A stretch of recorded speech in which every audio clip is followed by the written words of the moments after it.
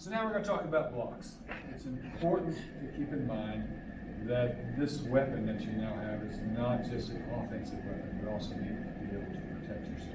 So we're going to talk about three real simple blocks. One you already know about because it looks a lot like a strike, but I want you to be prepared to protect yourself if you need to. So the first thing we want to do is come to attention. So call a cherry.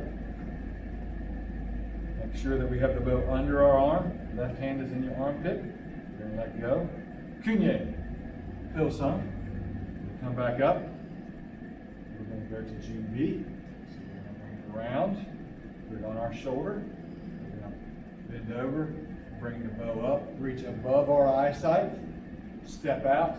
Bring it down. Step forward. Ready position. So the first block I want to show you is an upper block. And so really, depending on how you look at it, it's really simple. I just want you to bring both hands straight up in front of your head. You're basically just protecting from a strike that would be coming down. So the first strike we learned was an overhead strike. This is what you protect yourself from. Now it's really important to remember that when you do this block, you want to do it forcefully because you want to intercept and block the weapon coming at you. Now, if you can hit your opponent's hand, wrist, or arm rather than the item coming at you, that's great, but you may not have that capability. You may just have to block the threat. I want you to keep in mind that this is wood, it is not steel. So when you do a forceful block, if the forceful strike comes down on that piece of wood, something's going to give. It's much better for you to block and then catch the force than to block and lock out your elbows and resist that force. That way, you're not as inclined to break your bow and still lose the battle and get struck in. Now, you can do this upper block from either position. You can do it left or right foot, and you can also go backwards if you need to.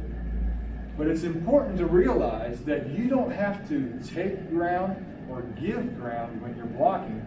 You can also keep yours, stay your ground, and just switch your feet. So you can switch, block, switch, block, switch, block without actually moving forward.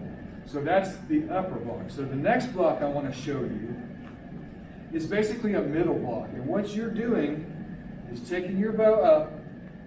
You want to have your top hand above your line of sight, not in front of your eyes. That doesn't help you. So you want to have it above your line of sight. You want to be in front of your forward leg. So you need to protect the limb that is the closest to the danger. And you're going to tilt it back so that you can push whatever may be striking towards the bottom of your leg out away from your body. It's just like when we do a lower block, we don't want to do it close to our body. We want to do it out in front of us. That's exactly what we're doing here. We're pushing that bottom out. You can again step forward. Remember, protect the limb that's furthest or closest to your enemy. You can step again. You can do the same thing, stepping backwards this way, or you can do it without giving ground, just like we just talked about a minute ago. You don't have to give ground and block. You can also stay your ground. Now, there are times when you may want to switch your hands, but it may not be necessary. You can always bring the bow across your body. Later, we may talk about switching your hands to do this block, but it's not necessary for you to effectively be able to protect your body. So those are the upper block and the middle block. Now, the lower block is something that I also wanted to kind of call your attention to because it's basically the knee strike. The difference is you're not going to just be striking the knee. You're going to use your body to push outside of the plane of your body. So just like you would do a regular block, you want to make sure you push the weapon coming at you outside of the plane of your body. So you want to push that bow outside of your body. Same thing from the other side. I'm going to intercept, push it away. So it's not quite the same as a strike that you follow through. You're actually intercepting and pushing it outside of your body. So that's a lower block.